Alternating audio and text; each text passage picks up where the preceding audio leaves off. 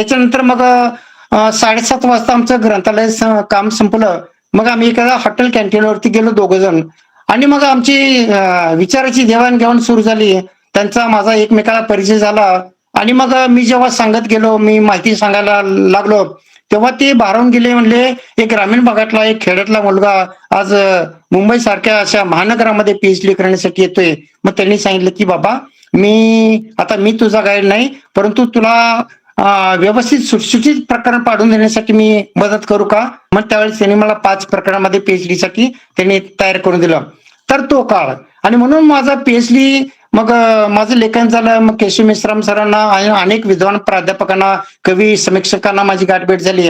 मग तेव्हापासून माझी मैत्री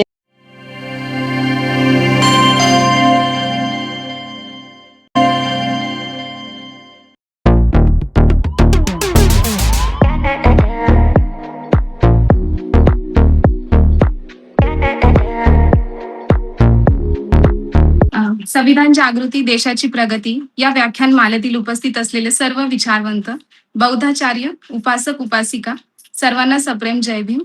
आपल्या या व्याख्यान मालेतील 1248वे पुष्प गुंफताना समितीला आणि आपल्या सर्वांना आजच्या या उपक्रमामध्ये आज आपण सर्वांना परिचित असलेले आदरणीय महादेव नामदेव गायकवाड सर यांचा आपण आज मुलाखत घेणार आहोत.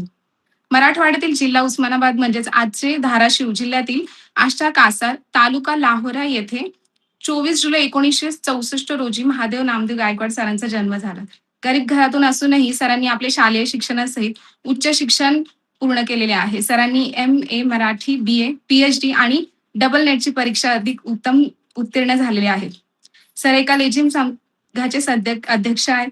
तसेच न्यू सिद्धार्थ गायन पार्टी आष्टा कासार या ग्रुपचे सर प्रमुख होते. याशिवाय बामसेफ संघटनेचे धाराशिवचे अध्यक्षपदी सरांनी गाजवले आहे. आणि फक्त महाराष्ट्र राज्य पातळीच नाही तर सरांचा राष्ट्रीय चर्चासत्रातही सहभाग आहे. अशा अत्यंत महत्वाच्या, अत्यंत चांगले कार्य करणाऱ्या, धम्माला उजाळा देऊन लोकांच्या मनामध्ये विश्वास निर्माण करणारे आपले आदरणीय महादेव गायकवाड सर यांच्या जीवन प्रवासाबद्दल आपण या मुलाखतीमधून आज जाणून घेणार आहोत. त्यांच्या कार्याची दखल घेऊन त्यांचा गौरव करताना सरांना आदराने समाजभूषण पुरस्कार आणि समीक्षा प्रेरणा समाजभूषण पुरस्काराने सन्मान करण्यात आले आहे. आणि सरांनी आपल्या कार्यप्रणालीचे अष्टपैलीचे दर्शन देताना आपल्या जीवनाची एक एक पाकळी उलगडताना आम्हाला माहिती द्यावी. सरांना माझा प्रथम प्रश्न असा आहे की त्यांचा जन्म कुठे असा झाला आणि त्यांच्या बालपणाबद्दल आम्हाला ऐकायला आवडेल, म्हणून तुम्ही त्याबद्दल आम्हाला थोडी माहिती द्यावी अशी नम्र. प्रथमतः सगळ्यांना माझा सविनय जय भीम. जय भीम. बहुजन सुखाय ग्रुप शिक्रापूर, संविधान विश्लेषण समिती महाराष्ट्र व द्वारकामाई महिला व बालकल्याण मागासवर्गीय विकास संस्था त्रिवेणी नगर पुणे आणि आजचे जे आयोजक आहेत आणि सर्व आपल्या घरातून ऐकणारे सर्व सुज्ञ आंबेडकरी प्रेमी व परिवर्तनवादी चळवळीतील सर्व ज्येष्ठ श्रेष्ठ माझे माता बंधू आणि भगिनीनो, मी प्रथमतः सगळ्यांना मी जय भीम करतो. आज 19 फेब्रुवारी 2026 म्हणजे रयतेचे राजे छत्रपती शिवाजी महाराज यांची आज जयंती आहे आणि या जयंतीच्या निमित्तानं माझी ही मुलाखत घेण्याचं आपल्या मंडळानं ठरवलं. त्याबद्दल प्रथमतः मी या महापुरुषांना मी त्रिवार वंदन करतो व परिवर्तनवादी चळवळीमध्ये जे महापुरुष होऊन गेलेले आहेत त्या महापुरुषांना मी वंदन करतो आणि मी माझे विचार व्यक्त करतो आहे. तर माझ्या आयुष्यामध्ये ही पहिल्यांदाच मी मुलाखत देतोय, कारण इतर क्षेत्रामध्ये मी माझ्यापर्यंत अनेक कार्य केलेलं आहे, परंतु मुलाखत देण्याचा हा पहिला प्रसंग आहे. तर तुम्हाला जे काही प्रश्न विचारायचे असतील तर ते मोकळेपणाने विचारावं. मला जे काय जमेल, जेवढं काय स्पष्ट भूमिका मांडता येईल त्या पद्धतीने मी भूमिका माझी मांडणार आहे. तर प्रथमतः माझी मुलाखत घेत आहात त्याबद्दल सगळ्यांना मी पुन्हा एकदा मी त्यांचे आभार व्यक्त करतो आणि मी माझ्या जीवनाच्या संदर्भामध्ये मी माझा परिचय करून देत आहे. माझं नाव महादेव नामदेव गायकवाड. माझा जन्म अष्टाकासार, तालुका लोहारा, जिल्हा उस्मानाबाद आणि आताचे धाराशिव. या एखाद्या छोट्याशा खेडेगावामध्ये झाला. तसं आमचं गाव ग्रामीण भागात जरी असलं तरी डॉक्टर बाबासाहेब आंबेडकरांच्या प्रेरणेनं आमच्या गावामध्ये आतापर्यंत बरीचशी चळवळ आम्ही केलेली आहे आणि आमच्या परीनं तो एक खारीचा वाटा आमच्या या चळवळीमध्ये आम्ही देण्याचा प्रयत्न केलेला आहे. तर मी एका छोट्याशा गावामध्ये जन्मास आलो. माझ्या घरातील एकूण 4 भावंड, 3 बहिणी आणि सगळ्यात मी छोटा, म्हणजे सगळ्यांचा हा लाडका. परंतु घरी 18-20 दारिद्र्य. घरामध्ये आई वडील, 4 भाऊ 3 बहिणी, 3 भाऊ 3 बहिणी, या सर्व अशिक्षित, म्हणजे घरामध्ये शिक्षणाचा गंध नाही अशा कुटुंबामध्ये माझा जन्म झाला. घरामध्ये 18-20 दारिद्र्य आणि अशा परिस्थितीमध्ये मी लहान असतानाच शाळेचा छंद मला लागला. बरोबरचे मुलं शाळेमध्ये जायचे आणि ते म्हणायचे की गुरुजी आपल्याला गोळ्या वाटतात आणि आपण गोळ्या खायला जायचं, तुम्ही पण येणार का? आणि त्याप्रमाणे मी जायला लागलो आणि तेव्हापासून मी शाळेत जात राहिलो. पाटी सुद्धा मिळायची नाही, पेन्सिल मिळायची नाही. आई शेतामध्ये रोजंदारीचे काम करायचे, वडील रोजंदारीचे काम करायचे. दुसरीपर्यंत मला पाटी पेन्सिल सुद्धा नसायची आणि दुसऱ्याची पाटी घेऊन मी शाळेमध्ये जायचो. तर अशा कठीण परिस्थितीमध्ये माझं जीवन गेलं. परंतु जेव्हा मी शाळेत जायला लागलो तर एक दिवसही शाळा मी न बुडवता मी शाळेमध्ये जायला लागलो आणि मग वडील म्हणायला लागला, अरे बाकीचे पोरं गुरं राखतात, मग तू पण गुरं राख. शाळा कशाला शिकतोच? शाळा शिकून तुला काय करायचंय? आपल्याकडे तेवढे पैसे नाहीत आणि त्यासाठी तू शाळा शिकू नको. परंतु माझ्या आईला शिक्षणाचं महत्व कळलेलं होतं. माझी हुशारी माझ्या आईला कळलेली होती आणि मग माझ्या आईनं मोलमजुरी करून, कष्ट करून मला शाळेमध्ये शिकवण्याचा त्यांनी प्रयत्न केला आणि माझ्या गावामध्येच इयत्ता 10वी पर्यंत हायस्कूल अष्टाकासार या गावामध्ये माझं 10वी पर्यंत शिक्षण झालं. धन्यवाद सर, आपण आपल्या शिक्षणाबद्दल इतकी सुंदर माहिती दिली. अगदी गरीब घरातून जिथे शिक्षणाचा पायाही नव्हता अशा परिस्थितीमध्ये आपण इतकं शिक्षण छान पूर्ण केलेलं आहे. माझा दुसरा प्रश्न असा होता की शालेय शिक्षणानंतर उच्च शिक्षणासाठी आपल्याला त्या गावामध्ये शिकले की बाहेर जावं लागलं सर? म्हणजे आपल्या नोकरीसाठी, उच्च शिक्षणासाठी आपण बाहेर प्रवास केला? आपल्या उच्च शिक्षणाबद्दल जी आपल्या पदवी आहे त्याच्याबद्दल आम्हाला थोडी माहिती दिली असते तर आम्हाला ऐकायला आवडेल. मी 1980 मध्ये वयाच्या 16व्या वर्षी SSC परीक्षा उत्तीर्ण झालो आणि मग मला पुण्यासारख्या विद्येच्या माहेरघर असलेल्या पुण्यासारख्या शहरामध्ये शिक्षणाची खूप इच्छा होती. कारण आमचे चुलते, आमचे नातेवाईक किंवा आमच्या गावातील अनेक लोक पुणे या शहरामध्ये नोकरी धंद्यासाठी ते गेलेले होते आणि पुणे हे विद्येचं माहेरघर असल्यामुळं मला तीव्र इच्छा होती. परंतु मला परिस्थितीनं जाता आलं नाही. मग आता शिक्षण तर शिकायचं आहे म्हणून मग या माझ्या गावापासून 18 किलोमीटरवरती असलेलं नळदुर्ग हे गाव, जे ऐतिहासिक किल्ला त्या गावाला आहे, तो चांगला प्रसिद्ध असा किल्ला आहे नळ राजाचा. तर त्या किल्ल्यामध्येच एक छोटस कॉलेज होतं आणि ते कॉलेज अतिशय म्हणजे जुन्या अवस्थेमध्ये, त्या किल्ल्यामधल्याच या जुन्या भिंती आणि अशा परिस्थितीमध्ये मी तिथे शिकायला गेलो. तसं मी कॉलेजला गेल्याच्या नंतर माझी खूप इच्छा होती की कॉलेज कुमार किंवा कॉलेजचं विश्व हे फार वेगळं असतं. परंतु ते परिस्थिती पाहिल्याच्या नंतर मला अतिशय वाईट वाटलं, कारण मी माझ्या परिस्थितीनं चांगल्या ठिकाणी मी जाऊन शिकू शकलो नाही. पण तरी काय हरकत नाही, पण आपण शिकायचं, जिद्द सोडायचं नाही. आणि म्हणून मी नळदुर्ग या ठिकाणी 12वी पर्यंत शिक्षण झालं. पुन्हा त्याच ठिकाणी BA पर्यंत शिक्षण झालं आणि त्याच्यानंतर मात्र मग आता आपण विद्यापीठासारख्या औरंगाबाद किंवा पुणे सारख्या विद्यापीठामध्ये, शहरामध्ये आपण शिकलं पाहिजे. त्याच्याशिवाय आपला विकास नाही. आणि त्यासाठी मग मी आणि माझे मित्र प्राध्यापक गौतम गायकवाड, आम्ही दोघं जण औरंगाबाद सारख्या या विद्यापीठामध्ये गेलो. डॉक्टर बाबासाहेब आंबेडकर मराठवाडा विद्यापीठ हे नंतर झालेलं आहे. तर 1989 मी विद्यापीठामध्ये शिकण्यासाठी गेलो, BA पास झाल्याच्या नंतर. आणि जेव्हा त्या विद्यापीठामध्ये गेलो, एकदम ग्रामीण भागातला माझा मित्रही गौतम गायकवाड, तो अतिशय हळवा, आईला सोडून तो अजिबात राहत नव्हता. परंतु आम्ही दोघंही विचारानं आणि ध्येयानं प्रेरित झालेलो होतो. आणि मग आम्ही त्या ठिकाणी गेलो. मी त्याला समजावून सांगितलं की बाबा, आपल्याला शिकायचं आहे आणि शिक्षण शिकून आपल्याला पुढे जायचं आहे आणि त्या पद्धतीनं तू शिकलं पाहिजे. मग 1-2 महिन्याच्या नंतर मग गौतम गायकवाड यांनाही राहण्याचा रस निर्माण झाला. मग तिथं विद्यापीठामध्ये आम्ही असा अभ्यास करायचो की त्या 2 वर्षामध्ये आम्ही जे शिकलो ते आम्ही 5 वर्षामध्ये, म्हणजे 10वी ते BA पर्यंत जे आमचं शिक्षण होऊ शकलं नाही, तेवढ्या 2 वर्षामध्ये आमची घडण झाली. कारण का, त्या विद्यापीठामध्ये मोठमोठे विद्वान असे प्राध्यापक, ज्यांनी स्वतः पुस्तक लिहिले आहेत, असे भाषा पंडित डॉक्टर युम पठाण, त्याचप्रमाणे SS भोसले, असे अनेक विद्वान अशी त्या प्राध्यापक त्या विद्यापीठामध्ये होते. आणि त्या विद्यापीठामध्ये शिकत असताना आम्ही रात्रंदिवस अभ्यास करायचो. अभ्यास करत असताना मग खानावळी लावून आम्हाला जेवण करायचं म्हणल्याच्या नंतर आमची परिस्थिती नव्हती.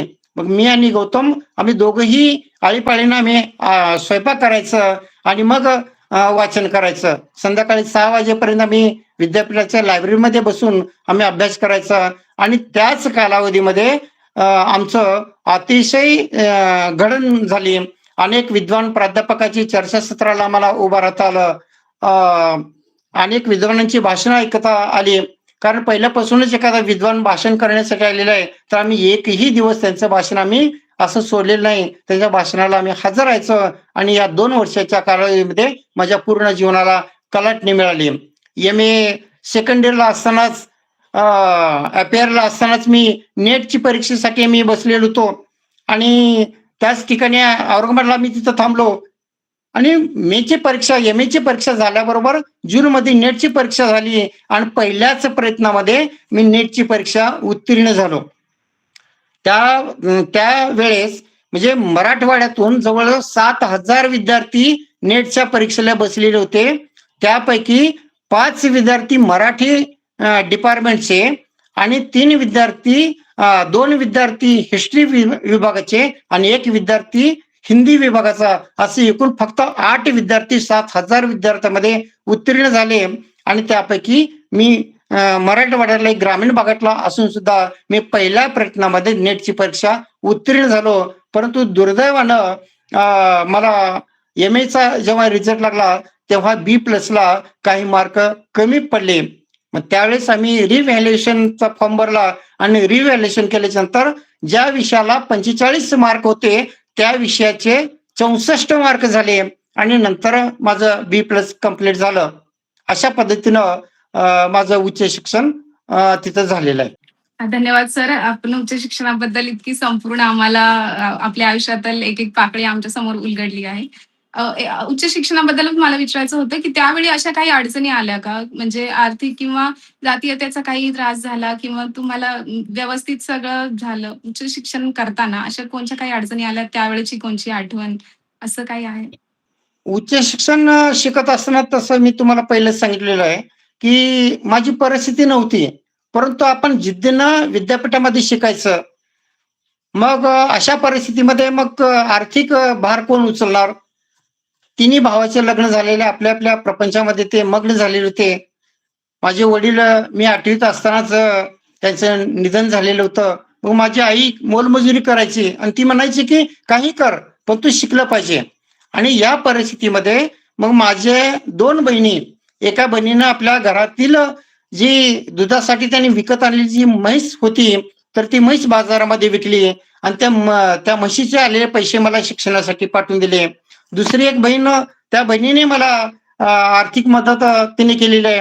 आणि त्याच्यानंतर आमचं थोडीशी शेती, आणि ती शेती पैशाने लावून मग ते पैसे भावानं मला शिक्षणासाठी दिले. आणि भावानं सुद्धा शिक्षणासाठी मला खूप हातभार लावला आणि त्यामुळेच मी शिक्षण शिकू शकलो. मग अशा कठीण परिस्थितीमध्ये मग आपली परिस्थिती नाजूक आहे. आपणाला नोकरी नाही, पैसा नाही. मग एम-ए प्रथम वर्षालाच असताना मी एम-पी-एस-सीची परीक्षेचा मी फॉर्म भरलेला होता आणि एम-ए सेकंड इयरची परीक्षा जवळ आलेली आणि एम-पी-एस-सी परीक्षेला मी प्री परीक्षा पास झालेलो होतो आणि मेन परीक्षेला अभ्यास करायचा इकडे एम-ए सेकंड इयरचा अभ्यास आणि पुन्हा तिकडं एम-एचा अभ्यास आणि त्या दोन्हीचा अभ्यास न होऊ शकल्यामुळं मी एम-ए सेकंड इयरच्या परीक्षेला महत्त्व दिलं आणि मग ह्याचा एम-पी-सी-ला मी दुर्लक्ष केलं आणि मग अशा परिस्थितीमध्ये आर्थिक ओढाताणमधून आम्ही शिकत गेलो आणि तिथं शिकत असताना सुद्धा आम्ही बाहेर मेसमध्ये आम्ही खाऊ शकलो नाही कारण आमची परिस्थिती नव्हती. दोघंही हाताने स्वयंपाक करायचं म्हणजे 11वी पासून ते एम-ए आणि बी-एडचं शिक्षण होईपर्यंत मी आणि माझे मित्र प्राध्यापक गौतम गायकवाड आम्ही 8 ते 9 वर्ष आम्ही एकत्र आम्ही स्वयंपाक करून जेवण करून आम्ही शिक्षण शिकलेलं आहे. तरी आमचं एकच ध्येय की बाबासाहेबांनी आपल्याला शिकण्यासाठी सांगलेलं आहे. ज्या क्षेत्रामध्ये आपल्याला पुढे जायचं आहे त्या क्षेत्रामध्ये आपला जीव ओतला पाहिजे आणि म्हणून आम्ही तन मन धन अर्पण करून आम्ही कसल्याही अडचणीची तमा न बाळगता आम्ही शिकत गेलो आणि त्यामध्ये मी एम-ए उत्तीर्ण झालो आणि नेटची परीक्षा उत्तीर्ण झालो आणि अशा पद्धतीनं आम्ही परिस्थितीवरती मात केला आणि एकूणच जीवन जगत असताना ज्या अडचणी आल्या त्या अडचणीवरती मात करून माझं उच्च शिक्षण मी पूर्ण केलेलं आहे.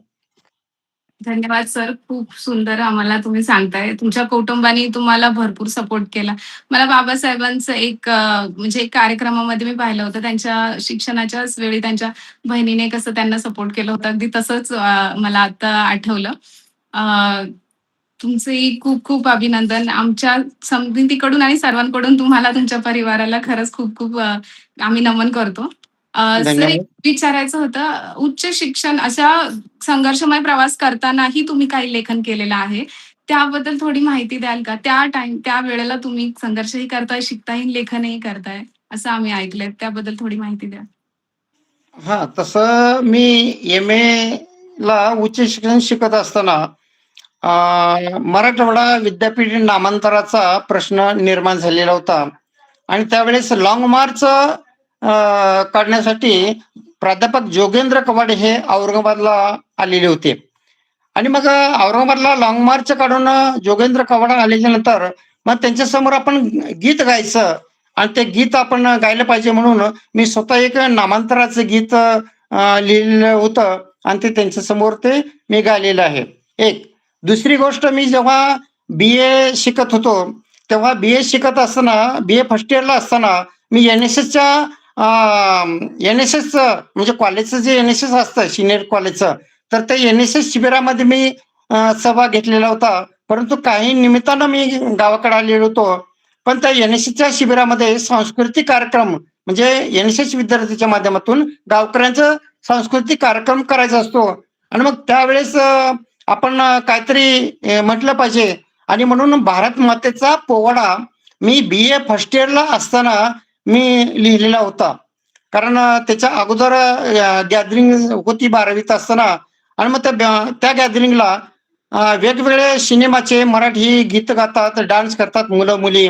पण आपण काही करून आपण स्वतःचं एखादा पोवाडा किंवा एखादं काहीतरी लिहिलं पाहिजे आणि स्वतःच गायलं पाहिजे, असं मी मनोमन म्हटलं आणि मग एके रात्री बसून रात्री 2 वाजेपर्यंत मी भारत मातेचा पोवाडा लिहिला आणि गावकऱ्यांच्या समोर म्हणजे माझ्याकडे कसल्या प्रकारचं वाहन नव्हतं, वेळ झालेला होता.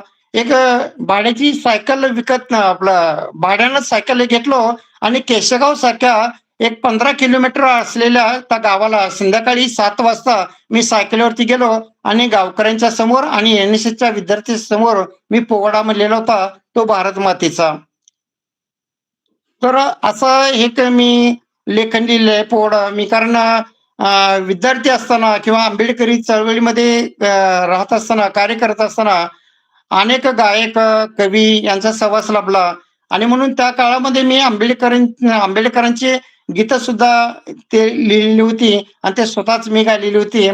तर ते काही गीत माझ्याकडे उपलब्ध नाही, पण पोवाड्याचं मी थोडंसं कडवं आपल्याला मी म्हणून दाखवू शकतो. तर भारत मातेचा पोवाडा म्हणजे 1900 बघा 86-87 मध्ये तो पोवाडा मी लिहिलेला होता. जवळ-जवळ 6 कडव्याचा पोवाडा मी लिहिला होता. तर त्याचं एक ध्रुपद मी आपणाला आपल्यासमोर मी सादर करतोय. तर माझ्या आवाजाकडे न लक्ष देता माझ्या शब्दाकडे लक्ष द्या. तर मी तो पोवाडा म्हणतोय. धन्य धन्य भारत देश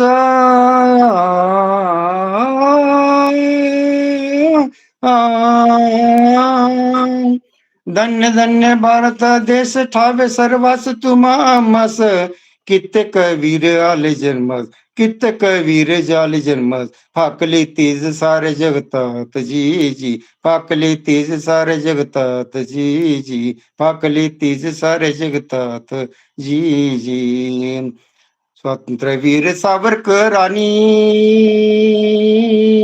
आ, आ,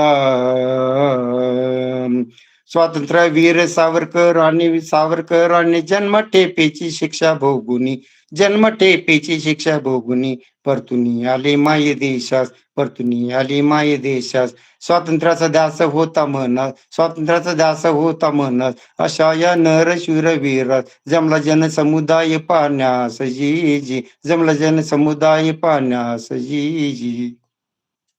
तो पोवाडा मोठा आहे. आता तो जेवढं आठवल तेवढं मी तुम्हाला ध्रुपद आणि ऐकवलेला आहे. खूप खूप अप्रतिम सर, अप्रतिम. खूप सुंदर आपण आमच्यासमोर पोवाडा सादर केलाय. अ, विद्यार्थी कक्षेत असतानाच तुम्ही इतकं छान त्यावेळी अभ्यास, संघर्ष, परिस्थितीची जाणीव प्लस पोवाडा आणि ह्याच्या आवडी आणि त्याच्यासाठी तुम्ही रात्री 2 वाजता, संध्याकाळी 7 वाजता 15-15 किलोमीटर जाताय. ते पण त्या वयामध्ये एक 17 वर्षाचे असताना माझ्या मते 16-17 वर्षाचेही नसतील कदाचित. त्या म्हणजे ती एक जिद्द असते तेव्हाच असे क्रांतिकारी घडतात. असं म्हणजे प्रत्ययास येते. कवितेकडे मी हो. वळणारच होते. तरी तुमच्या कवितांमध्ये एक तुम्हाला भावलेली कविता तुमच्या कविता संग्रहांमध्ये तुम्हाला भावलेली कोणती कविता असेल आम्हाला सांगाल? म्हणजे मी दलित कवितेचे पूर्वरंग म्हणून फुले आंबेडकर चळवळीची आपण जी क्रांती कविता सुरू केली होती, त्याबद्दल हो. थोडी सांगाल माहिती? हा तर माझ्या स्वतः स्वरचित एक 4-5 कविता आहेत. तर त्या कवितेपैकी मी आईवर लिहिलेली कविता मी तुम्हाला सगळ्यांना ऐकवतो. आणि ही आईवरची कविता मी BA थर्ड इयरला असताना मी लिहिलेली होती. तर आता अनेक फमू शिंदे असतील, नामदेव ढसाळ असतील किंवा प्रल्हाद चंदवरकर असतील, जवी पवार असतील, अशा अनेक कवींनी आपल्या आईवरती कविता लिहिली. परंतु मग त्यांच्यासाठी आपण कविता लिहायला पाहिजे असं मला वाटलं आणि मी माझ्या आईवरच कविता लिहायला घेतली. पण माझ्या आईवर जेव्हा मी कविता लिहायला सुरुवात केली तेव्हा माझे हे शब्द कसे निर्माण झाले तुम्ही बघा. 18 विश्व दारिद्र्याच्या खोल दरीत 18 विश्व दारिद्र्याच्या खोल दरीत अडकलेल्या अष्टपुत्र पित्याने तुला जेव्हा वरले 18 विश्व दारिद्र्याच्या खोल दरीत अडकलेल्या अष्टपुत्र पित्याने तुला जेव्हा वरले तेव्हा सुकला होता काय ओटातील ओलावा तेव्हा सुकला होता काय ओटातील ओलावा काय म्हणून दावणीला बांधलं या कुबेराच्या गोट्यात काय म्हणून दावणीला बांधलं या कुबेराच्या गोट्यात जणू तू एक मुकी गाय जणू तू एक मुकी गाय बांधील त्याच्या माग जाय हेच होतं का मनाशी लादलेलं स्वप्न लादत आलेलं आयुष्य कंठीत गेलीस दिवस रात्र लादत आलेलं आयुष्य कंठात गेलीस दिवस रात्र संस्कृतीनेच गुलाम केले नाही ऐकविला गायत्री मंत्र संस्कृतीनेच गुलाम केले नाही ऐकविला गायत्री मंत्र अर्थ होता त्यात जगण्याचा की स्वार्थ होता साधण्याचा अर्थ होता त्यात जगण्याचा की स्वार्थ होता साधण्याचा दिलीच नाही संधी तुला अर्थ कधी शोधण्याचा तर ही मी माझ्या आईवर कविता लिहिली आणि आईचं पूर्ण 18 विश्व दारिद्र्याने भरलेलं जीवनच माझ्या लेखणीतून साकार झालं. मी आईचं वर्णन दुसरं करू शकलो नाही कारण त्या कवितेमधूनच माझ्या आईचा इतिहास आपल्या समोर तो उभा टाकलेला आहे. कारण का माझ्या वडिलाचं याच्या अगोदर लग्न झालेलं होतं. याच्या अगोदर लग्न झालेलं होतं आणि त्यावेळेस माझ्या वडिलांना 8 मुलं झालेली होती. मग ती माझी मोठी आई, ती माझ्या आईची मोठी बहीण ती वारली. कारण पूर्वी बाळंतपणामध्ये स्त्रिया म्हणजे मरत असायच्या आणि त्या आपलं 18-20 दारिद्र्य, घरी ओलसरपणा, पत्र्याची घरं, कुडाची घरं आणि त्यामुळं माझी मोठी आई वारली म्हणजे माझी मावशी वारली. आणि मग आजोबांनी काय म्हणलं, की "आई तू आता या 3 मुलींना कोण सांभाळणार नाही आणि मग आता आपण सुभद्राचं लग्न आपण पुन्हा जावयाशी आपण केलं पाहिजे कारण त्या लेकराची काळजी आपली मुलगी घेईल, नाहीतर ते लेकरं मरून जातील." म्हणून माझ्या आईचं आणि माझ्या मोठ्या ज्या बहिणी आहेत त्यांच्या वयामध्ये 1-2 वर्षाचा फरक म्हणजे एवढी माझी आई तर 8 मुलाच्या वडिलाबरोबर माझ्या आजोबांना लग्न लावून दिलं. घरामध्ये 18-20 दारिद्र्य. मग या आईबद्दल मी सांगणार काय? आईचं मी जेव्हा कथन करतोय, माझी आई कशी आहे? तर ती 18-20 दारिद्र्यानं कारण तिला सुद्धा एक जगण्याचं एक स्वप्न असतं. कारण वयात आल्याच्या नंतर प्रत्येक मुलीचं एक स्वप्न असतं, की आपला पती असा असावा, आपलं घर असं असावं, आपलं जीवन असं गेलं पाहिजे. परंतु आई-वडिलांनी 8 मुलाच्या बापाबरोबर एका म्हणजे उपवर न झालेल्या मुलीचं लग्न ते लावून दिले आणि माझी आई गुपचूप नांदायला गेली. घरामध्ये 18-20 दारिद्र्य आणि मग त्या माझ्या आईला कुणी तिच्या जीवनाचा अर्थ शोधण्याची संधीच दिली नाही आणि त्याच्यानंतर माझ्या आईला 8 मुलं झाले. त्या 8वा मुलगा म्हणजे मी, म्हणजे माझ्या एकूण भावंडापैकी माझा 16वा नंबर. म्हणजे पूर्वी मुलं जास्त असायचे आणि माझ्या वडिलांना 2 बायका आणि पहिल्याचे 5 मुलं वारली. फक्त 3 मुली राहिल्या आणि नंतर माझ्या आईला 8 मुलं झाले. तिच्यापैकी एक मोठा माझा वडील भाऊ वारला. त्याच्यानंतर आम्ही 4 भावंड आणि 3 बहिणी आम्ही राहिलो. सगळ्यात मी शेंडेफळ, सगळ्यात छोटा आणि मग बाकीची काय परिस्थिती सांगावं तर ही माझ्या आईच्या संदर्भातली ही कविता आली. त्याच्यानंतर काही दुसऱ्या कविता आहेत तर ते जवळ घेतलंच नाही मी. एक 2-4 कविता मी घेतलेल्या आहेत. बाबासाहेबांची गीते घेतलेली होते, पण ती माझ्या लक्षात नसल्यामुळं मी घेतलेली नाही. परंतु तुम्ही दलित कवितेचे पूर्वरंग या माझ्या पुस्तकाबद्दल तुम्ही उल्लेख केलेला आहे. कारण दलित कवितेचे पूर्वरंग हे जे पुस्तक आहे तर या पुस्तकामध्ये महात्मा ज्योतिराव फुलेंच्या काळामध्ये जी चळवळ होती, जी परिवर्तनवादी जी चळवळ होती, तर त्या चळवळीतली जी काही कविता आहे त्या फुलेंच्या काळातले जे काही कवी आहेत तर त्या कवींनी जी कविता निर्माण केली आहे. आता उदाहरणार्थ पंडित कोंडीराम हे कवी असतील. त्याच्यानंतर बघा गोपाळ बाबा वलंकर हे ज्योतिराव फुलेंच्या काळातील अस्पृश्य समाजामधील म्हणजे महार समाजामधील हे सुशिक्षित कवी त्या काळामध्ये होते आणि बाबासाहेबांच्या अगोदर सुद्धा ज्योतिराव फुलेंच्या समकक्ष असलेल्या अस्पृश्य समाजाची चळवळ या अनेक कवींनी केलेली आहे. तरी ही चळवळ त्या काळामध्ये पंडित कोंडीराम, त्याचप्रमाणे गोपाळ बाबा वलंकर, त्याच्यानंतर बघा किसन फागू बनसोडे असे अनेक कवी त्या काळामध्ये होते. त्याचप्रमाणे शायरी भाऊ फक्कड उर्फ भाऊ मालोजी भंडारे अशी त्या काळातील ज्योतिराव फुलेंचे समकालीन हे कवी. तर त्यांनी अतिशय पोटतिडकीने अस्पृश्य समाजाला जागृत करण्याचा प्रयत्न केलेला आहे. कारण त्या काळची परिस्थिती तर सर्व अज्ञान आहे.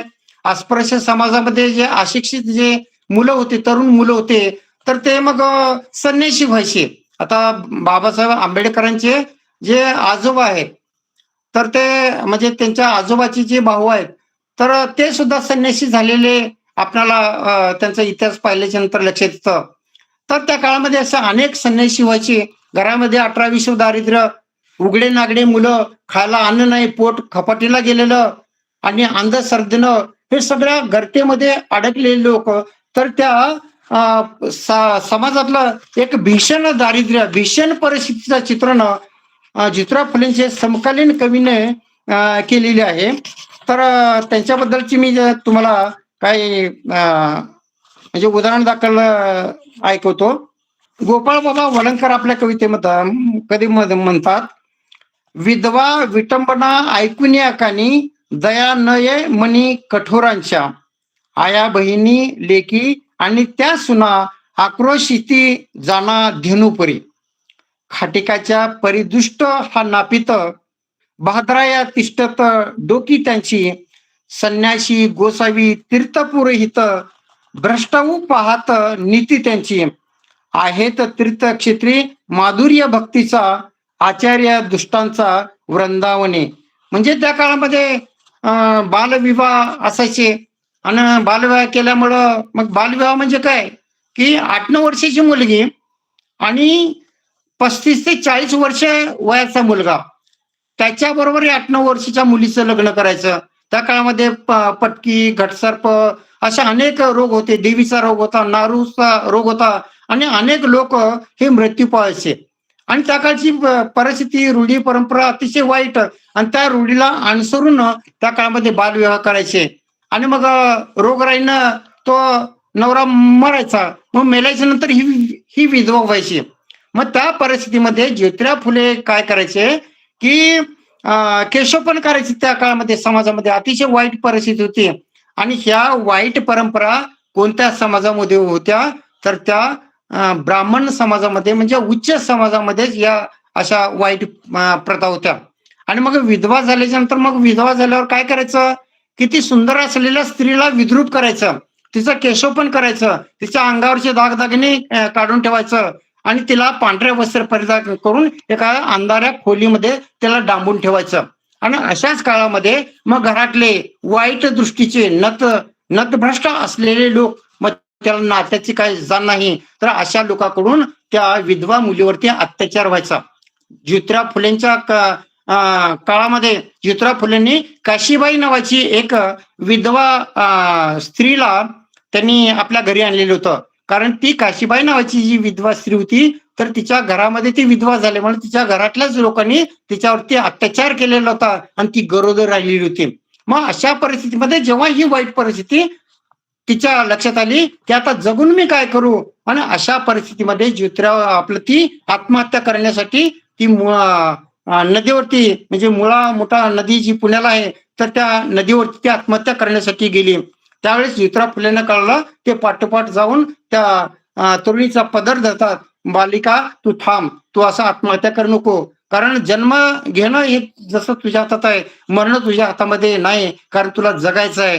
कारण हा दोष तुझा नाही, हा दोष हा रूढी परंपरेचा, या कालबाह्य रूढी परंपरेचा आणि कालबाह्य धर्मग्रंथाचा दोष आहे. आणि म्हणून तू चल, नाही मी येऊ शकणार नाही, तू आता त्या आई वडिलाच्या घरी जाऊ नको, माझं घर तुझ्यासाठी उपलब्ध आहे. मग ज्योतिराव फुलेंनी आणि आपलं सावित्रीबाई फुलेंनी त्यांना घरी आणून मग 9 महिने 9 दिवस झाल्याच्या नंतर ती बाळंत झाली, तिला मुलगा झाला आणि हाच मुलगा यशवंतराव महात्मा ज्योतिराव फुलेंनी स्वतःचा वारस बनवला. आणि ज्योतिराव फुलेंनी आपल्या त्या यशवंतरावला आपला वारसदार बनून अशी सामाजिक चळवळ त्या काळामध्ये पुढे ठेवलेली होती.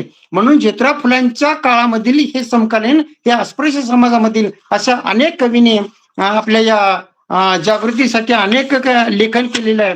तर एक कवी ते पुढे म्हणतात बघा, आपल्या अस्पृश्य समाजाची परिस्थिती त्या काळची सांगत असताना कवी म्हणतात, कवी पंडित कोंडीराम आणि कवी पंडित कोंडीराम यांचीच एक कविता म्हणजे त्या काळामध्ये गोपाळ बाबा वलंकरांनी ब्रिटिशांना एका अर्जाबरोबर सादर केली होती. कारण त्या काळामध्ये ब्रिटिश सरकार सैन्यामध्ये आपल्या महार समाजाची, अस्पृश्य समाजाची भरती करायचे, पण ती भरती त्यांनी बंद केलेली होती. आणि मग पुन्हा त्यांनी भरती बंद केल्यामुळं आपल्या अस्पृश्याची अवनती व्हायला सुरुवात झाली. म्हणून त्यांनी एक मोठा एक अर्ज लिहिला आणि त्याच्याबरोबर त्यांनी एक कविता लिहिली. आणि त्या कवितेमधून म्हणजे त्या काळच्या आपल्या अस्पृश्य समाजाचं एक वर्णन केलेलं आहे, मी तुम्हाला ऐकवतो. नागडी उघडी मुले कित्येक तर मातीत, नागडी उघडी मुले कित्येक तर मातीत, कित्येक तर आली उकिरड्यातच. फणी नसे माहीत नाही स्वप्नात. डोक्याला फणी नाही माहीत म्हणजे स्वप्नात. मोकळे केस ते सदा माती हो भांगात. अंगी राख डोळं पिचकी चिंध्या डोंगणी, म्हणजे आपलं अंग झाकण्यासाठी सुद्धा फाटके वस्त्र सुद्धा आपल्या अस्पृश्य समाजाला नसायचे. आणि हे एक भयानक वास्तव चित्र कवी पंडित कुंडीराम यांनी सांगितलेलं आहे. ते पुढे असं म्हणतात, पोट खपाटी सदा ते हो क्षुधाकांत. म्हणजे पोट पाठीला गेलेलं आहे, म्हणजे दुष्काळी परिस्थिती, खायला अन्न नाही, एकदम हातपाय फक्त लाकडासारखे हातपाय, अंगावरती मांस सुद्धा नाही, अशी अतिशय भयानक परिस्थिती आपल्या अस्पृश्य समाजाची होती. म्हणून ते म्हणतात, पोट खपाटी सदा ते हो क्षुधाकांत. मेलेल्या मृतांची जिथे वाटे होतात, जमून तेथे सर्व बसती मिटक्या मारित. ही नकळा तोंडावर त्यांच्या सदोदित, विद्ये नावे बोंब मग झाली कोटणी. आणि म्हणून खायला काय नाही, उपाशी मरायचं, हालाला पेष्टा, अंगाला वस्त्र नाही, मग हे जगणार कसं? मग त्या काळामध्ये मृत जनावर, त्या मृत जनावराचे जे काही मांस आहे ते मांसाचे वाटे केले जायचे. आणि मग ते वाटे घेण्यासाठी खाण्यासाठी लोक आपले भांडण करायचे. अशी ही परिस्थिती आपली त्या काळची परिस्थिती होती. आणि ह्या परिस्थितीवरती एक आसूड ओढण्याचा, त्या परिस्थितीला समाजाच्या चव्हाट्यावर मांडण्याचा प्रयत्न आपले तत्कालीन कवींनी केलेला आहे. आणि यामधून आपल्या बाबासाहेबांच्या अगोदर सुद्धा ज्योतिराव फुल्यांच्या बरोबर खांद्याला खांदा लावून आपल्या अस्पृश्य समाजामधील अनेक कवींनी कार्य केलेलं आहे, जागृती करण्याचा प्रयत्न केलेला आहे. आणि म्हणून हे सगळं कारण काय? आपली अवनती, आपली हीन दीन परिस्थिती काय निर्माण झाली? तर शिक्षणाअभावी. म्हणून ज्योतिराव फुलेंनी म्हणलेलं आहे, विद्येविना मती गेली, मती विना नीती गेली, नीती विना वित्त गेले, वित्तांना क्षुद्र खचले, इतका अनर्थ एका विद्येने केले. आणि म्हणून या सगळ्यांचं मूळ, मग ते अंधश्रद्धा आले, दारिद्र्य आले, त्याचप्रमाणे अनेक गर्तेमध्ये जे आपण अडकलेलो आहेत, आपली जी प्रगती झालेली नाही, आपणाला हीन लेखले गेलेलं आहे, आपणाला तुच्छ लेखले गेलेलं आहे, प्राणी पशु पक्षाहून सुद्धा हीन दर्जाची वागणूक आपणाला कशामुळे झालेलं आहे? तर ती शिक्षणाअभावी. म्हणून ज्योतिराव फुले आणि सावित्रीबाई फुले यांनी अस्पृश्य समाजाला आणि बहुजन समाजाला शिक्षण देण्यासाठी त्यांनी स्वतःचं घराचा त्याग केलेला आहे.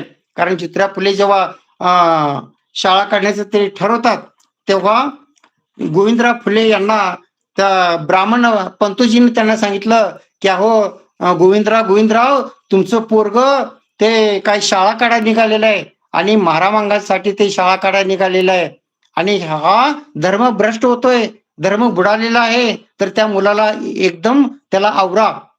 म्हणजे एकदम हीन प्रकारची त्यांची भावना आहे.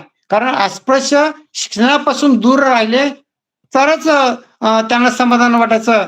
कारण एवढी पशुपेक्षा सुद्धा हीन दर्जाची परिस्थिती त्या काळामध्ये होती. आणि हे तुच्छ लेखायचं, आपल्या सावलीचा विटाळ सुद्धा ते होऊ द्यायचं नाही. आणि म्हणून या सर्व परिस्थितीतून बाहेर काढण्याचा प्रयत्न माझ्या सावित्रीबाई फुले आणि ज्योतिराव फुले यांनी केलेलं आहे. आणि त्यांच्या खांद्याला खांदा लावून माझ्या अनेक कवींनी कार्य केलेलं आहे.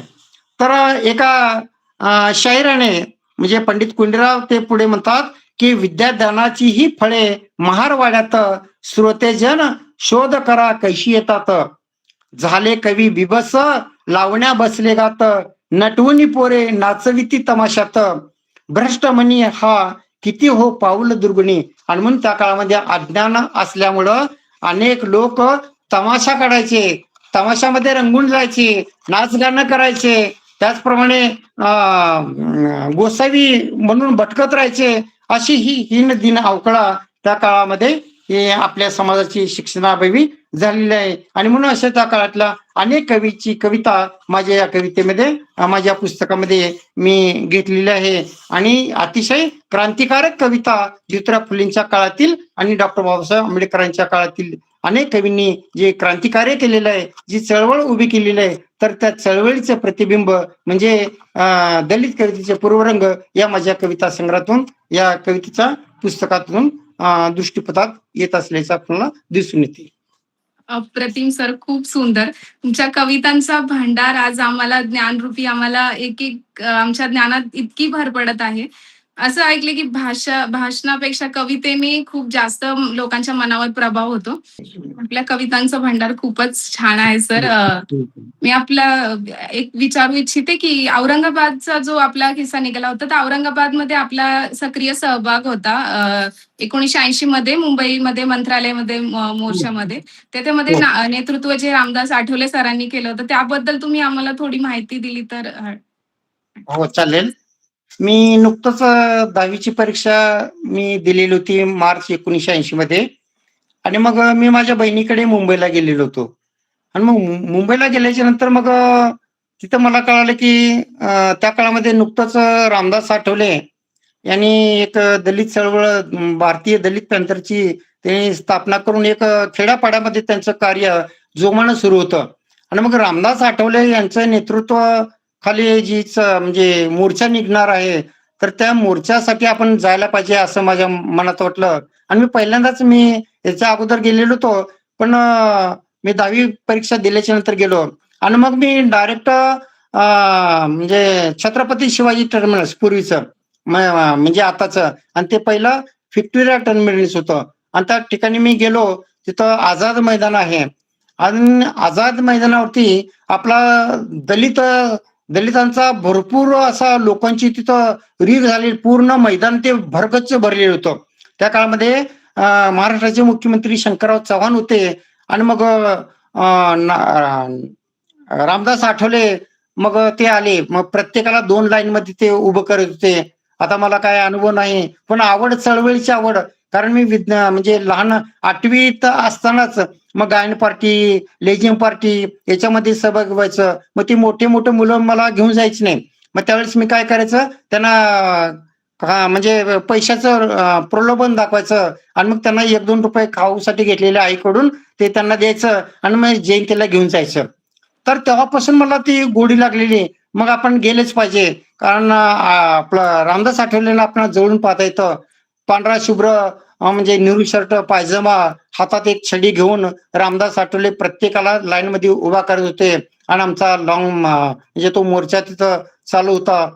अनेक खेड्यापाड्यातील म्हातारे कोतारे माणसं त्या काळामध्ये आली होती, तरुण आले होते आणि शहरातले आले होते. एकदम रांग, एकदम मोठीच्या मोठी रांग असं रोडनं चालली. आणि मग मंत्रालयाच्या अलीकडच्या ठिकाणीच तिथं माननीय शंकरराव चव्हाण मुख्यमंत्री असताना त्यांनी मंत्रालयापर्यंत त्यांनी येऊ दिले नाही. आणि डॉक्टर बाबासाहेब आंबेडकरांचा विजय असो, महात्मा ज्योतिराव फुलेंचा विजय असो, छत्रपती शिवाजी महाराजांचा विजय असो, यांच्या विजयाच्या म्हणजे आवाजानं आम्हाला अतिशय स्फूर्ती यायची. आणि आम्ही अतिशय स्फूर्तीनं त्या रांगेमधून आम्ही जात होतो. आणि आम्हाला वाटायचं की आता मुख्यमंत्री येतील, मुख्यमंत्र्याला आपल्याला भेटता येईल. मग रामदास आठवले त्यांच्याशी कसं भेट घेतील असं ते आम्हाला पाहायची उत्सुकता वाटली. परंतु पोलिसांनी आमचा मोर्चा तिथं अडवला. आणि त्याच्यानंतर काही प्रतिनिधीला त्यांनी मंत्रालयामध्ये गेलं आणि तिथं त्यांची मीटिंग सुरू झाली. आम्ही तिथंच बसलो. सकाळी 10ला निघालेला मोर्चा 5:30 वाजेपर्यंत आम्ही लाईन मध्ये होतो.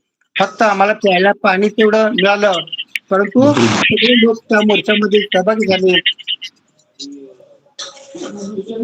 आणि संध्याकाळी आम्ही तो मोर्चा संपल्याच्या नंतर रिटर्न आलो. तर अतिशय भारावून आम्ही त्या मोर्चामध्ये गेलेलो होतो. तो एक माझा पहिला अनुभव होता. धन्यवाद सर, आपण हा आपला अनुभव आमच्यासोबत शेअर केला. मला असं विचारायचं होतं की मुंबईमध्ये जे राष्ट्रीय चर्चासत्र आपलं झालं होतं, त्यामध्ये आपल्या सहभागाचं काय कार्य होतं? जे राष्ट्रीय चर्चासत्र झाले, ज्यामध्ये भाषणाचा विषयही होता आंबेडकर वादाचे स्वरूप, जे NNDT विद्यापीठ चर्चगेट मुंबई येथे झालं होतं, त्याबद्दल थोडं सांगा. तर मी त्या काळामध्ये मी PhD करत होतो. PhDचा अभ्यास करत होतो. आणि मग मुंबई मराठी ग्रंथ संग्रहालय, दादर पूर्व इथं मुंबई मराठी ग्रंथ संग्रहालय एक मोठं वाचनालय आहे. आणि त्या वाचनालयामध्ये दुर्मिळ असे ग्रंथ असल्यामुळे मी तिथे वाचण्यासाठी गेलो. आणि त्याच वेळेमध्ये डॉक्टर शशिकांत लोखंडे म्हणजे जे प्रकाश आंबेडकरांचे आतेभाऊ, ते SNDT विद्यापीठामध्ये मराठीचे प्राध्यापक होते. मग त्या वाचनालयामध्ये, त्या ग्रंथालयामध्ये अनेक कवी मला भेटले. मग प्रल्हाद चंदोनकर असतील, त्याच्यानंतर केशव मेश्राम सरांचे मी घरी गेलेलो आहे. जवी पवाराबरोबर चर्चा केली आहे आणि त्यावेळेस माझं लिखाण, वाचन, संदर्भ ग्रंथ पडताळणी चालली आहे आणि त्या काळामध्ये मग शशिकांत लोखंडे सर आणि माझी गाठभेट झाली आहे. मग त्याच्यानंतर मग मी म्हणायचो की मला म्हणजे एक इच्छा झाली आहे की हा माणूस तर दिसायला साधा आहे, पण हमेशा तो अभ्यास करतोय. म्हणून मी त्यांचा परिचय घेण्यासाठी गेलो. सर प्लीज मला थोडं बोलता का? म्हणून मी शशिकांत लोखंडे सरांना बोलायला सुरुवात केली. पायजमा, निवृत्त शर्ट आणि ते बसलेले अतिशय विद्वान असा प्राध्यापक, समीक्षक, कवी, लेखक. आणि मी त्यांना सांगितलं की मी प्राध्यापक महादेव गायकवाड आहे आणि मी तुळजापूरचा एक ग्रामीण भागातला आणि मी रिसर्च करतोय सर, आणि त्यासाठी मी इथं आलोय. तर त्यासाठी मला थोडं म्हणजे सहकार्य कराल का? मग त्यावेळेस त्यांनी मला माझे जे पीएचडीचे 8 प्रकरण होते, तर ते 5 प्रकरण मला ते तयार करून दिले. मग जेव्हा मग ते म्हणले थांबा म्हणले. त्याच्यानंतर मग 7:30 वाजता आमचं ग्रंथालय काम संपलं. मग आम्ही एखाद्या हॉटेल कॅन्टीनवरती गेलो 2 जण आणि मग आमची विचाराची देवाणघेवाण सुरू झाली. त्यांचा माझा एकमेकाला परिचय झाला आणि मग मी जेव्हा सांगत गेलो, मी माहिती सांगायला लागलो, तेव्हा ते भारावून गेले. म्हणले, एक ग्रामीण भागातला, एक खेड्यातला मुलगा आज मुंबई सारख्या अशा महानगरामध्ये पीएचडी करण्यासाठी येतोय. मग त्यांनी सांगितलं की बाबा, मी तुझा गाईड नाही, परंतु तुला व्यवस्थित सुटसुटीत प्रकरण पाडून देण्यासाठी मी मदत करू का? तर मी म्हणालो हो, काय हरकत नाही. मग त्यावेळेस त्यांनी मला 5 प्रकरणामध्ये पीएचडी साठी त्यांनी तयार करून दिलं. तर तो काळ, आणि म्हणून माझा पीएचडी मग माझं लेखन झालं. मग केशव मेश्राम सरांना आणि अनेक विद्वान प्राध्यापकांना, कवी, समीक्षकांना माझी गाठभेट झाली. मग तेव्हापासून माझी मैत्री डॉक्टर शशिकांत लोखंडे बरोबर, एका ग्रामीण भागातला एक प्राध्यापक, नवीन प्राध्यापक, आणि तो एक कसदार समीक्षक, लेखक, कवी आणि अतिशय विद्वान असा प्राध्यापक. तेव्हा माझी आणि दोघांची विचाराची नाळ जुळली.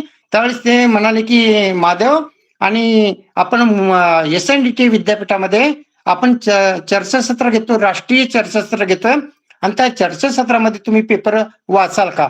मी म्हणालो हो सर, काय हरकत नाही.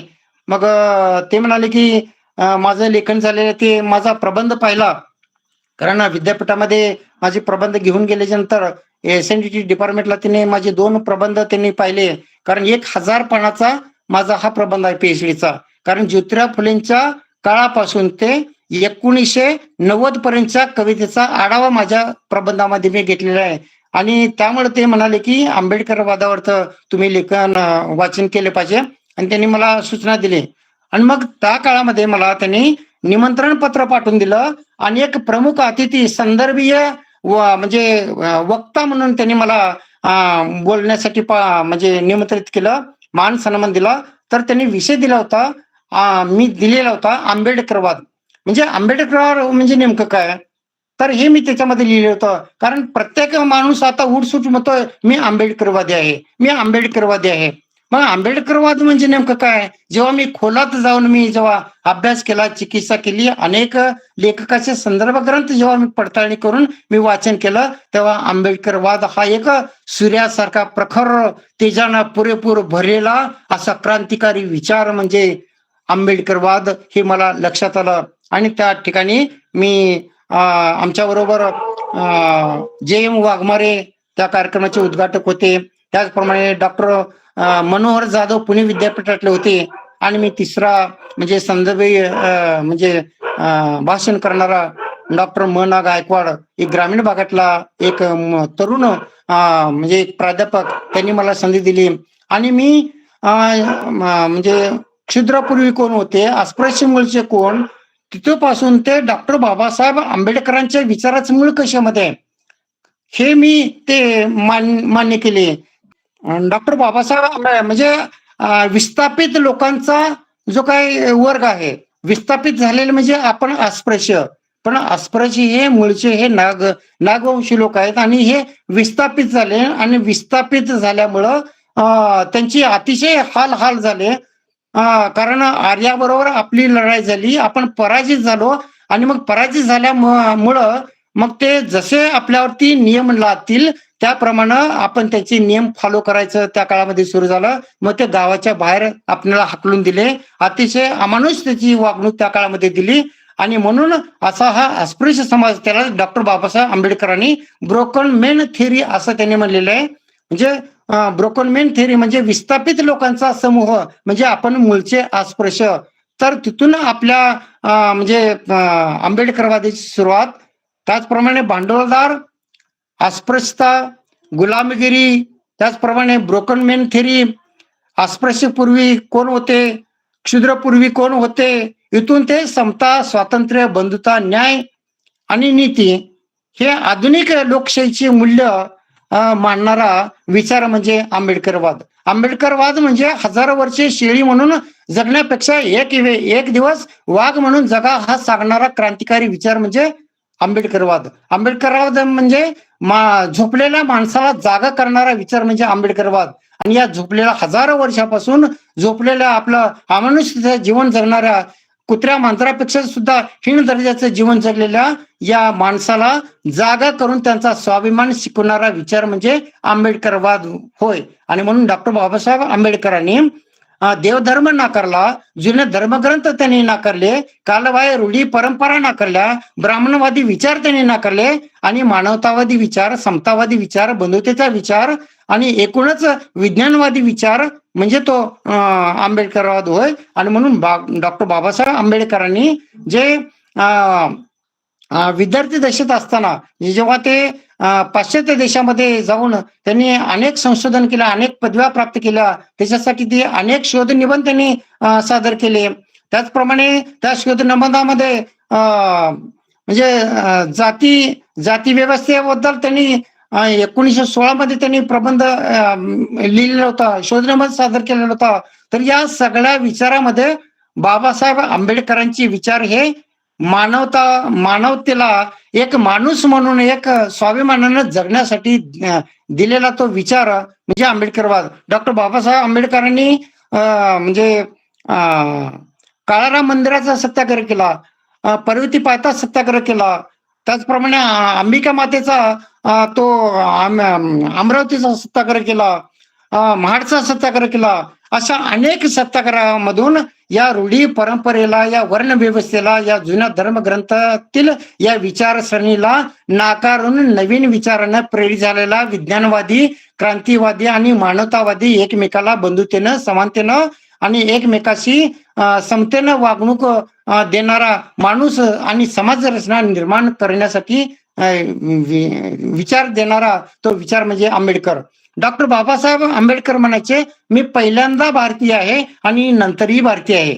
देशाचा विचार करत असेल तर तेव्हा मी पहिल्यांदा भारतीय आहे आणि मग नंतर मी धर्माचा विचार करेन, त्याच्यानंतर मग मी जातीचा विचार करेन आणि त्याच्यानंतर मी इतर गोष्टीचा विचार करेन. परंतु प्रथमतः माझा देश, माझं देशप्रेम, माझी राष्ट्रभक्ती, माझं राष्ट्रप्रेम आणि या राष्ट्रातील संबंध, 18 पगड जातीत तो जीवन जगणारा सर्वसामान्य माणूस, त्या माणसाला गुलामीच्या बेडीतून, हजारो वर्षाच्या गुलामीच्या बेडीतून मुक्त करणारा एक विद्रोही विचार, एक क्रांतिकारी विचार म्हणजे आंबेडकरवाद होय. आणि अशा अनेक विचारांची गोळाबेरीज डॉक्टर बाबासाहेब आंबेडकरांनी जे काही ग्रंथ लिहिले, हुवीर क्षुद्रा झाला, अस्पृश्य मूळचे कोण होते, त्याचप्रमाणे थॉट्स ऑन पाकिस्तान असेल, त्याचप्रमाणे त्यांनी जे काही शोध निबंध दिलेले, MA PhD करत असताना जे शोध निबंध केलेले आहे, त्याच्यानंतर भारतीय राजघटना त्यांनी लिहिले. तर अशा अनेक ग्रंथामधून त्यांनी क्रांतिकारी विचाराची पेरणी जी बाबासाहेबांनी केलेली आहे,